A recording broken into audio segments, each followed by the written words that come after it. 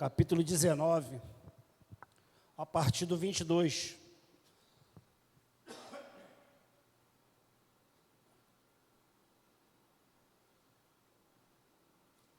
Seja fiel ao Senhor, não é isso, pastor? E não ao seu dinheiro. Forte isso. Todos acharam? Mateus 19, a partir do versículo 22. Na minha Bíblia diz mancebo, né? Mas em outras versões aí, mais conhecido como jovem, né? Então, vamos lá. E o jovem, ouvindo esta palavra, retirou-se triste, porque possuía muitas propriedades. Disse então Jesus aos seus discípulos: em verdade vos digo que é difícil entrar um rico no reino dos céus.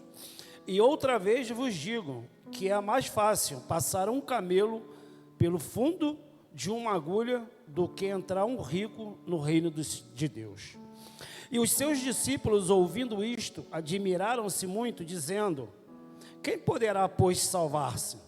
E Jesus, olhando para eles, disse-lhes: aos homens é impossível, mas para Deus tudo é possível.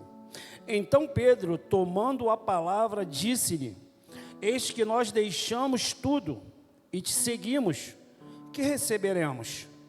E Jesus disse-lhes: em verdade vos digo, que vós que me seguiste, quando na regeneração o Filho do Homem se assentar no trono da sua glória, também vos assentareis sobre 12 tronos, para julgar as 12 tribos de Israel.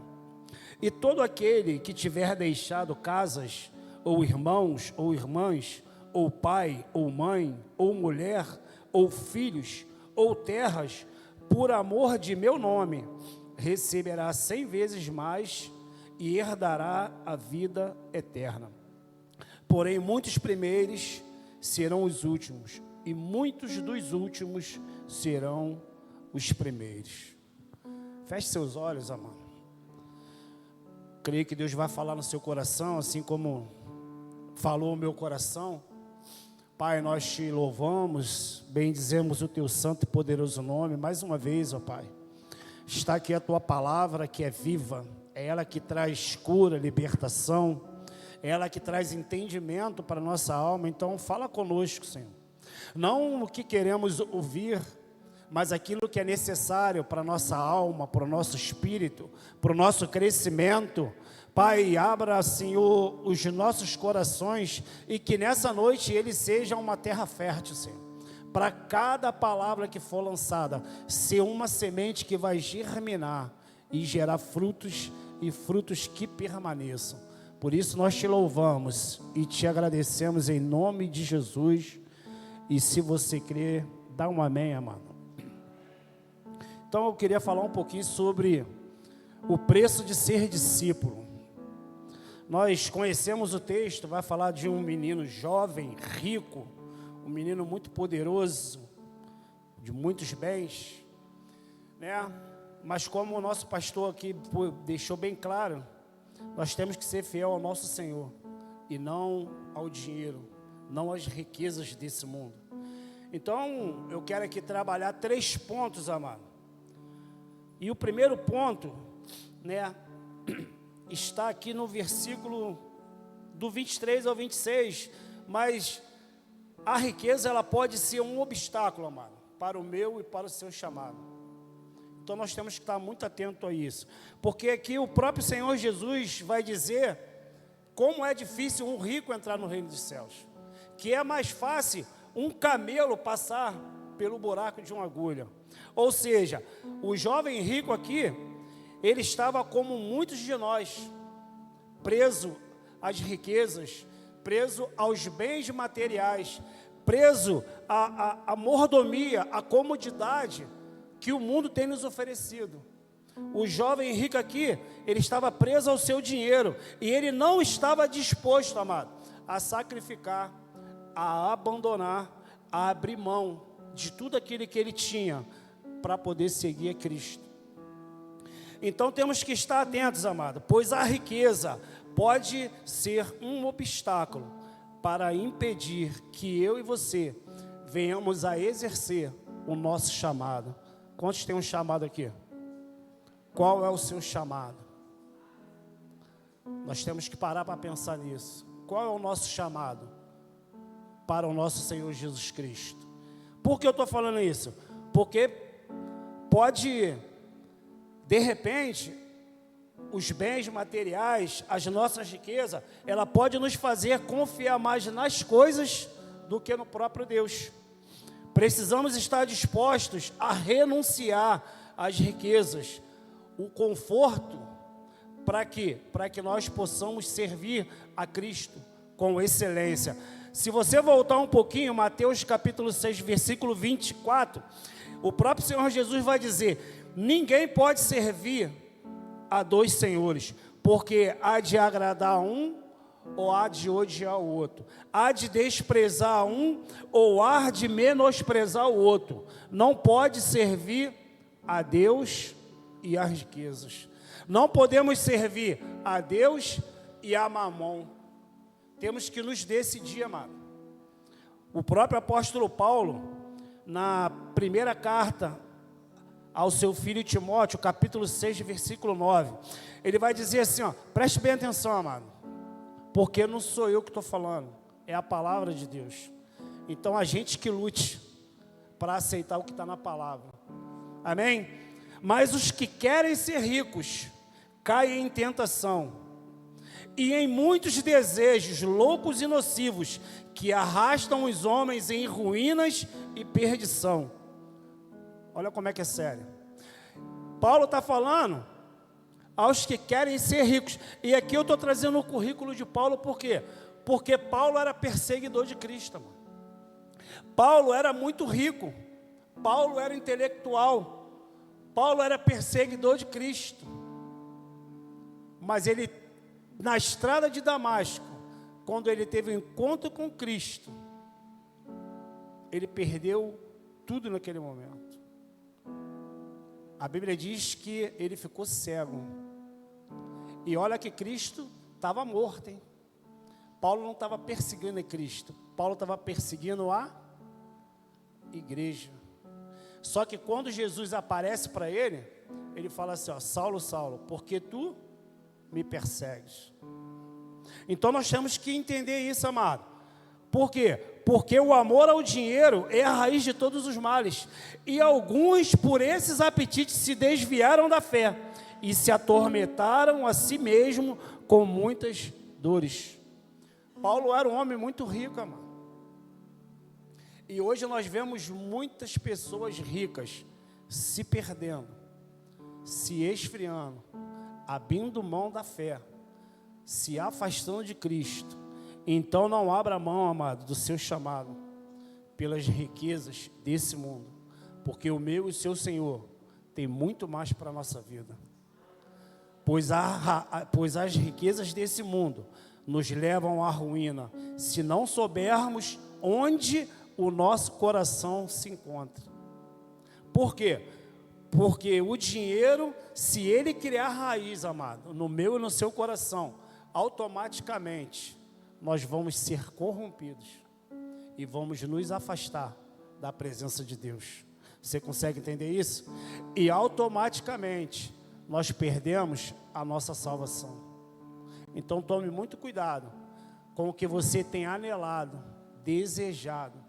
E eu não estou aqui falando, amado, pregando, né, que nós temos que ser pobres, miseráveis, não, mano. Porque ser próspero é muito bom, mas cuidado aonde está o teu coração, porque o coração desse jovem estava nos bens e não em Cristo, porque ele sabia tudo desde pequeno. Ele obedecia, honrava pai e mãe, cumpria os mandamentos. E Jesus faz uma pergunta para ele: quer ser perfeito? Quantos querem ser perfeito? Você está disposto a largar tudo por amor a Cristo? Amém? Segundo ponto, amado.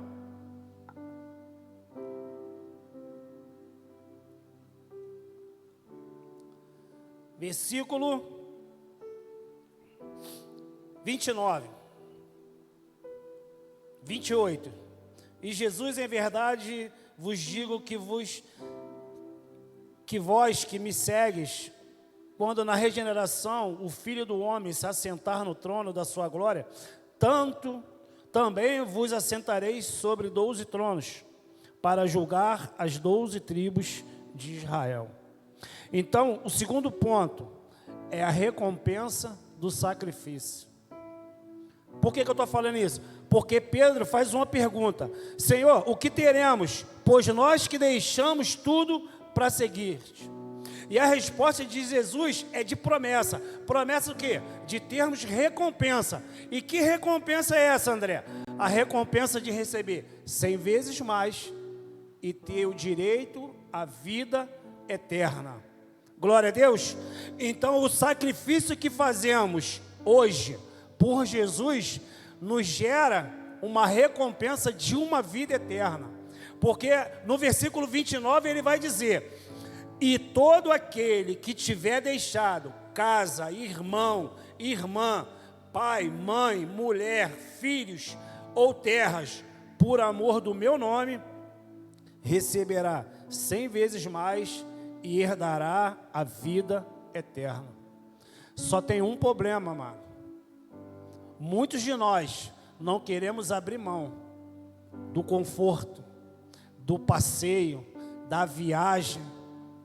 Muitos de nós não queremos abrir mão para podermos cumprir o propósito de Cristo, porque Jesus te chamou para você ser discípulo. E para ser discípulo requer sacrifício, requer renúncia. Por quê? Porque se você voltar um pouquinho, Mateus 6,33 vai dizer o quê? Buscai primeiro o reino dos céus e a sua justiça, e as demais coisas vos serão acrescentadas. Mas para que isso seja acrescentado na minha e na sua vida, o meu e o seu foco tem que estar no reino e na justiça de Deus. Para o Senhor nos prosperar, para o Senhor abençoar o nosso casamento, a nossa casa, a nossa família, para que nós venhamos a ter uma vida abundante, uma vida plena, mas o nosso coração tem que estar em Cristo. Precisamos entender, amado, que evangelho não é barganha. Evangelho é renúncia, é negar a si mesmo, tomar a sua cruz, seguir a Cristo todos os dias e o reconhecer que Ele é o caminho. É o que Ele fala em João: eu sou o caminho, a verdade e a vida. Não há outro caminho, mano.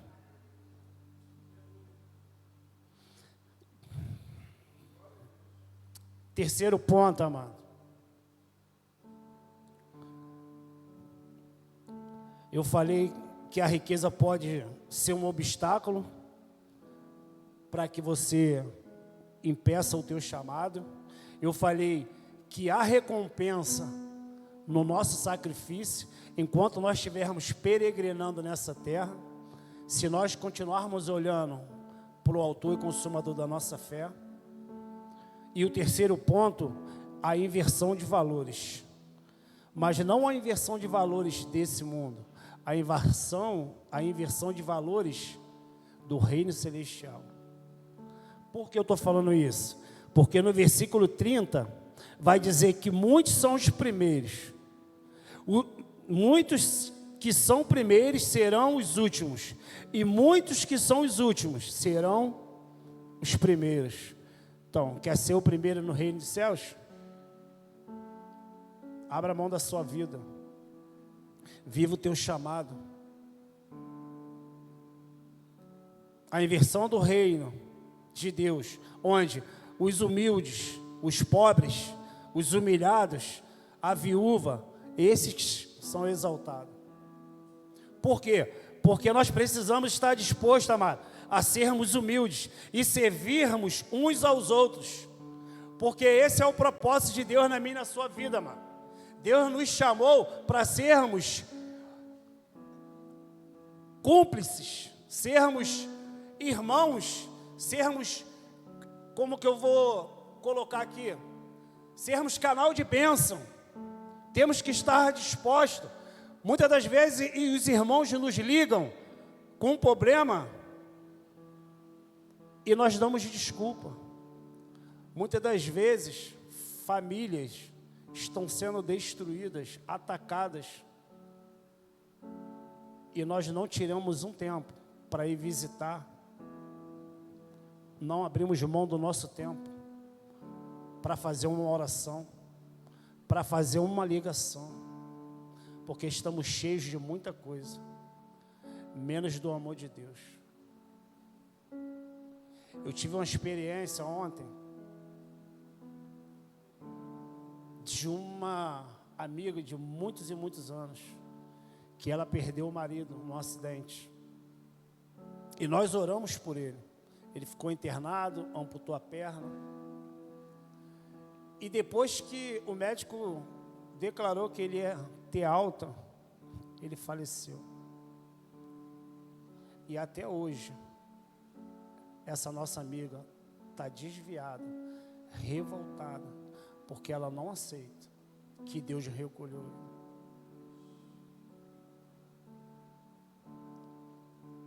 E isso é muito triste. E eu vejo ela com tantas amizades, tantas amizades. Quem tem abraçado ela? Quem tem liberado uma palavra sobre a vida dela? Quem tem orado pela família dela? Sabe? E eu não estou aqui me vangloriando não, amada, porque é uma amiga de muitos anos. Mas nós fizemos isso no meio de um monte de gente. Porque não importa onde nós estamos, não importa quem está ao nosso redor. A Bíblia diz que onde nós estivermos, nós temos que iluminar aquele lugar. E nós oramos pela vida dela. Nós clamamos ao Senhor para que Ele possa regenerar o coração dela, para que ela possa voltar a ter um encontro com o nosso Senhor, porque foi feito a vontade dEle, não a dela. Porque ele ia ficar na cama, paraplégico. E como seria isso? Então nós precisamos entender, amado, muitas coisas que acontecem na nossa vida é permissão de Deus. Tem muita gente preocupada com muito bem material, em ganhar muito, em ter bens, mas não estão preocupados com a verdadeira herança que nós temos, que está lá no céu preparada para mim e para você. Então nós precisamos estar dispostos, amado, a sermos humildes e servirmos uns aos outros. O próprio Senhor Jesus disse, Mateus 18:4, portanto, qualquer que se humilhar como esta criança, este é o maior no reino dos céus. Precisamos ter um coração puro, inocente, um coração humilde, igual o de uma criança.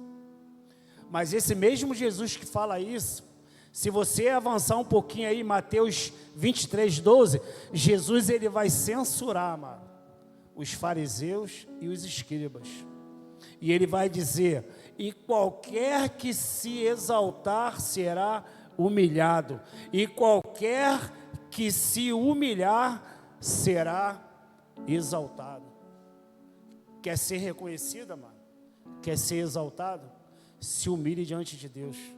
Reconheça que só Ele é o Senhor da minha e da tua vida. Olha para o teu passado. Olha de onde Ele te tirou. A Bíblia diz que eu e você éramos inimigos, transgressores da lei. E Ele morreu por amor a mim e você. Ele nos resgatou do nosso pecado. E se hoje nós estamos aqui sendo reconhecidos como filho de Deus, é porque Ele pagou um preço pela mim e pela sua vida. A questão é como nos posicionamos no nosso dia a dia, amado, na nossa peregrinação.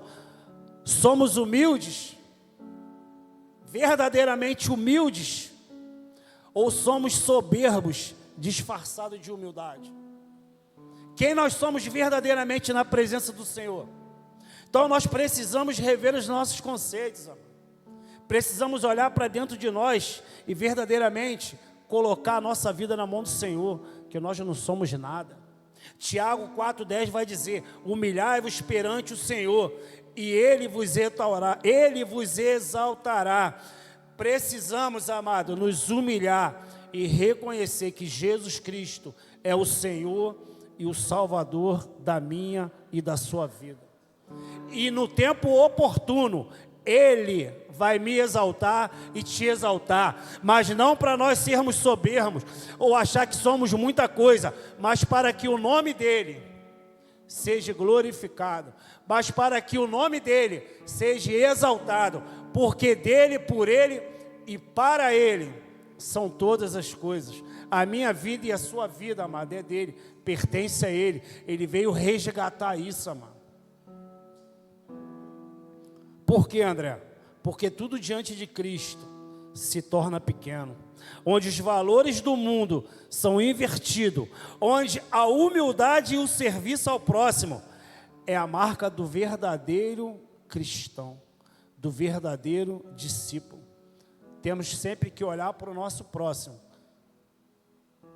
e enxergar ele maior do que nós. Temos sempre que olhar para o nosso próximo e estarmos dispostos a pagar um preço pela vida dele. Amém? Eu quero dizer que ser discípulo é um chamado ao sacrifício. É viver o que Paulo diz aos Romanos 12. Irmãos, pela misericórdia de Deus, e essa versão, amado, é extraordinária. Preste bem atenção como é que ela fala. Irmãos, peço pela misericórdia de Deus, que ofereçam o seu corpo como sacrifício vivo, santo e agradável a Deus. Esse é o culto racional. E não vos conformeis com este mundo, mas deixem que Deus os transforme pela renovação da mente, para que possam experimentar qual a boa, agradável e perfeita vontade de Deus. Sabe o que Paulo está dizendo? Um dia eu fui acima, seguidor de Cristo, e eu aprendi com meu Senhor Jesus, que ofereceu o seu corpo vivo, assim como Paulo, amado, depois da sua conversão, ele se ofereceu como um sacrifício vivo. A Bíblia diz que o sacrifício vivo e santo, Jesus é santo, santo e santo. A Bíblia diz que ele agradou a Deus, a ponto de no batismo de João, o próprio Pai falar: esse é o meu filho amado, em quem eu tenho prazer. E eu creio que na vida de Paulo não foi diferente, amor. Quando Paulo se converteu de perseguidor a discípulo, ele se entregou vivo, viveu uma vida santa e agradou o coração do Pai até a morte. Só que nós, muitas das vezes, só queremos o benefício. Achamos que Jesus é o nosso garçom. Queremos muita coisa, mas não queremos perder nada, pastor. Não queremos abrir mão de nada. Não queremos nem estar no culto no dia de feriado. Mas queremos passear, viajar, fazer muita coisa. Sabe? Só assim, amado, nós vamos conseguir abrir mão das nossas riquezas terrenas e vivermos a vontade de Deus. E alcançarmos a nossa recompensa, que é a vida eterna em Cristo Jesus. Que possamos nessa noite sair daqui convictos do nosso chamado. Só que a minha pergunta é: eu e você estamos dispostos a isso? A sacrificar tudo por amor a Cristo? Jesus vai nos advertir que para ser discípulo exige sacrifício e renúncia. Quantos estão dispostos aqui a renunciar tudo por amor a Cristo? Está disposto, mano? Mas não pode ser da boca para fora, mano. Isso tem que estar dentro do nosso coração. Essa é a oportunidade. Se você ainda não se comprometeu com Cristo, Essa é a noite, irmão. Aproveitar que só estamos nós aqui. A palavra está sendo direcionada para nós que estamos aqui. Porque nós viemos aqui para cultuar a Deus. E Ele está falando comigo e contigo nessa noite. Hoje Jesus está lhe chamando, amado, para uma vida de discípulo e não de seguidor. Por quê, André? Porque seguir, muitos seguem. Muitos seguiram Jesus por causa dos milagres, dos prodígios, das maravilhas, das multiplicações. Muitos seguiram a Jesus na hora da enfermidade, na hora de ressuscitar. Mas quando receberam a bênção, tomaram seu rumo. Então, amado, ser discípulo é muito diferente de ser seguidor de Cristo. Jesus é a maior prova de que ser discípulo é ser chamado para sacrifício e renúncia. Porque o meu e o seu Senhor, Ele renunciou o seu poder e a sua glória para habitar entre nós, para nos resgatar. Ele se sacrificou por amor à humanidade, morrendo na cruz do Calvário, por amor a mim e a você.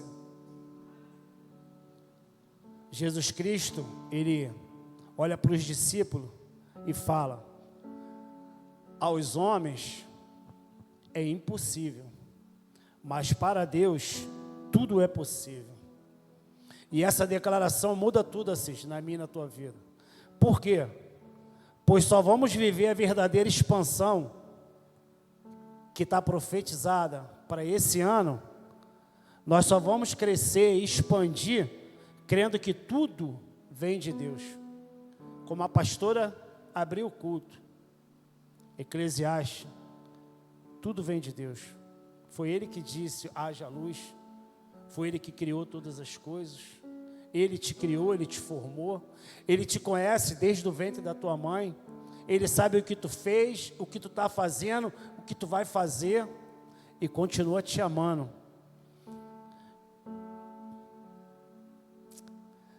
Jesus está dizendo que quando se trata de salvação, quando se trata de vida eterna, as limitações humanas não são obstáculo para Deus, porque Deus, Ele é capaz de fazer o possível se transformar no impossível.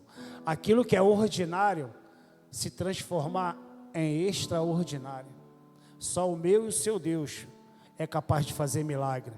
Jesus está dizendo que mesmo quando tudo parece impossível aos homens, Deus pode fazer o que é necessário para salvá-lo. Por quê, André? Porque salvação não é mérito, não é o que eu e você fazemos. Salvação não são as obras, não é o que fazemos para o Senhor, achando que estamos fazendo muita coisa. Salvação não é dízimo, não é oferta, porque Deus não está nem preocupado, mano, com o seu dinheiro. Ele quer que você gere no teu coração, que você seja fiel a Ele, não ao dinheiro, porque Ele não precisa do seu dinheiro para nada. Salvação não é caridade, não é o que eu dou, não é a cesta básica que eu trago, não é quantas pessoas eu vou de casa em casa abençoando, sabe? Não é isso, amado. Salvação é mérito do Senhor, é graça, é favor imerecido, que nem eu e nem você merecemos, que ninguém alcança por si mesmo, por méritos, pelas suas ações, pelas suas forças, pelas suas riquezas. Salvação é um milagre de Deus na minha e na tua vida. Foi Ele que decidiu morrer para nos salvar, para nos resgatar. Então salvação não é mérito, salvação é favor imerecido. E eu quero começar a finalizar aqui, por causa do tempo, mas eu queria te convidar a ficar de pé, porque é uma palavra curta, é uma palavra breve, mas é uma palavra de orientação para mim e para a tua vida. É uma palavra para nós pararmos e refletirmos. Sabe, querido? Eu quero finalizar dizendo que Deus, o meu e o seu Deus, Ele é o Deus do apesar, mano. Apesar de nós sermos mentirosos, apesar de nós sermos soberbos, apesar de muitas das vezes nós sermos avarentos, orgulhosos, porque tem muito crente aí orgulhoso, mano. Apesar de nós sermos pecadores, porque nós somos pecadores por natureza, mas nós temos a essência de Deus dentro de nós, que é o sopro de vida. Então, apesar disso, amado, nunca perca a tua fé, porque Jesus vai dizer que a fé, ela é a resposta para todos os nossos problemas. O escritor aos Hebreus vai dizer que a fé é a certeza das coisas que se esperam e a convicção daquilo que não se vê. Então vamos ser bem sinceros, amado. E eu quero que você seja bem sincero, olhe para dentro de você. Olhe para dentro, sabe, do teu eu. Olhe para a realidade do que nós estamos vivendo.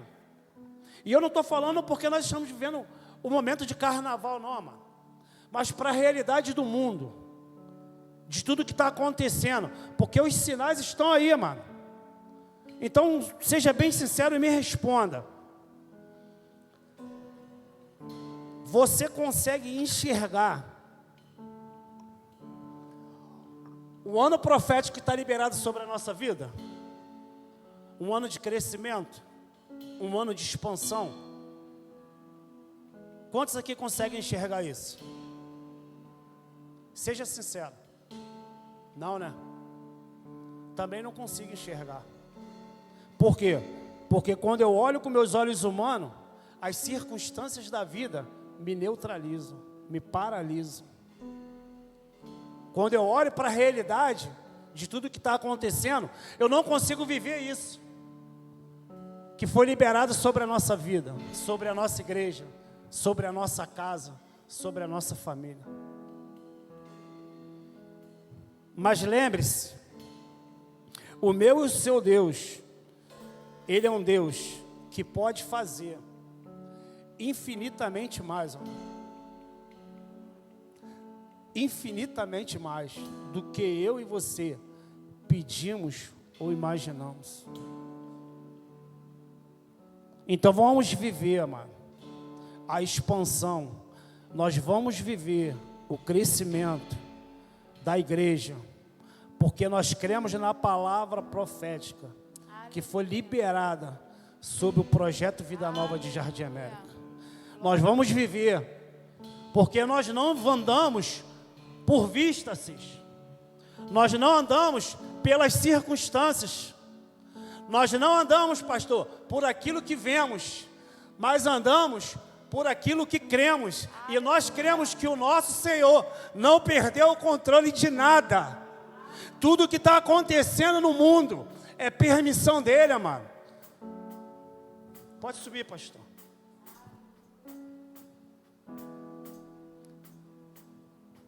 Nunca duvide, amor. Nunca duvide do Deus que você serve. Ele não morreu em vão. Ele abriu mão da sua glória. Ele taberculou no nosso meio. Ele andou entre nós. Ele veio para os seus, amor. Os seus não receberam, mas todo aquele que o recebeu vai aguardar o julgamento para ter uma vida eterna com o nosso Pai. Amém? Que Deus abençoe a vida de vocês, amor.